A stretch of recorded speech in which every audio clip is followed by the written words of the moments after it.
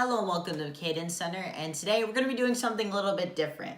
So recently I saw this YouTube video by King of the Fourth Quarter, an NBA YouTuber, and he ranked all the NBA point guards in tiers, so tier A, B, C, D, and F. And so I watched the video, and he had a link of the website he did this in the description, so I had to check it out. I was like, okay, I'm going to do this, and I'll share my rankings with you guys. So we start off at tier A, obviously being the best. I only have 3 players for this. I have Stephen Curry, the Golden State Warriors, Kyrie Irving, former CadenCenter guest, and Damian Lillard.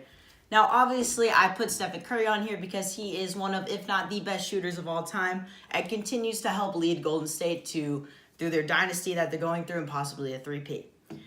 We also have Kyrie Irving. Now, some may say Kyrie's maybe a B, but I think Kyrie is an A because of what he can do. Is he probably has the best handles in the league, some of the best in history. His finishing is ridiculous.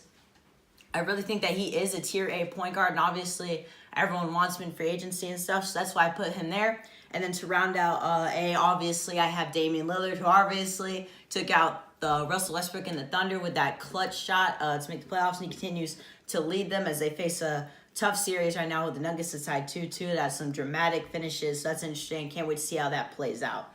So now we go into the B row, and in the B row I have D'Angelo Russell, Jamal Murray, Chris Paul, Ben Simmons, Russell Westbrook, Kemba Walker, and Kyle Lowry. So I'm just going to go over a few of these. First off, D'Angelo Russell. Obviously, recently he was found with possession of marijuana, but before that in the season, he was playing extremely well, had a breakout year after all the bad things that happened with him and the Lakers. It's good to see him succeed. Even as a former Laker fan, I regret that we let him go, but it's great to see him succeed and have a good career. Also, Jamal Murray. That man has been a beast so far for the Nuggets in the playoffs, keeping them in with the Blazers.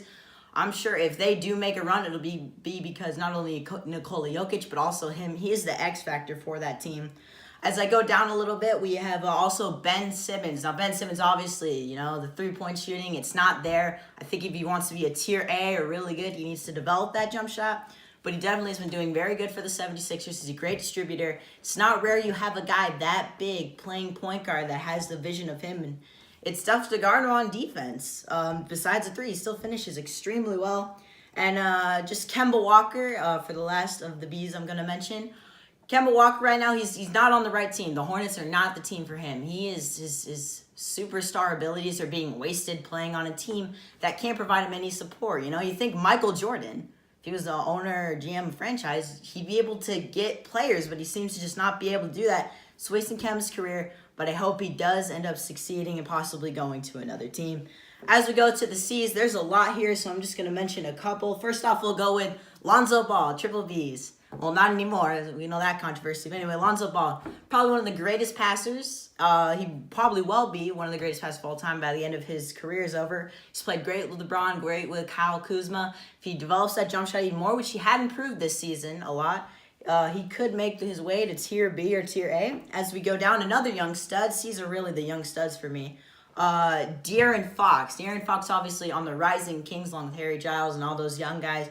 I'm interested to see where he goes. He's extremely fast and athletic, and I think he can be a kind of Russell Westbrook type player. Maybe just, he can evolve his game with the three-pointer and continue to develop and hopefully take the Kings to the next level.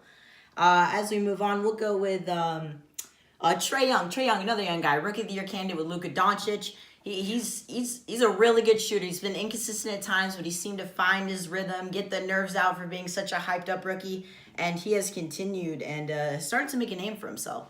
As we move on to the D's, just one guy I want to mention here. Let's go with Darren Collison. So obviously he plays for the Pacers, who made the playoffs first round exit. Now, he could be a little bit higher, but I just don't see him as a player who could be tier C along with the people I put there. So that's why I put him that low. But I think he is a solid, okay point guard for an Pacers team who mainly runs the offense through Victor Oladipo, so he's just there to support them. And also Tyler Johnson of the Heat. He's still developing. Obviously, we see Goran Dragic usually leading point guard on that team, but he's still on this list with the D, and he'll still probably develop. He's still pretty young. He's got some time, and Dragic, his time in Miami might be coming to an end. So that's it for my tier ranking of point guards. We will have shooting guards, small forwards, power forwards, and centers, obviously, throughout the week. So stay tuned for that. And yeah, thanks for watching.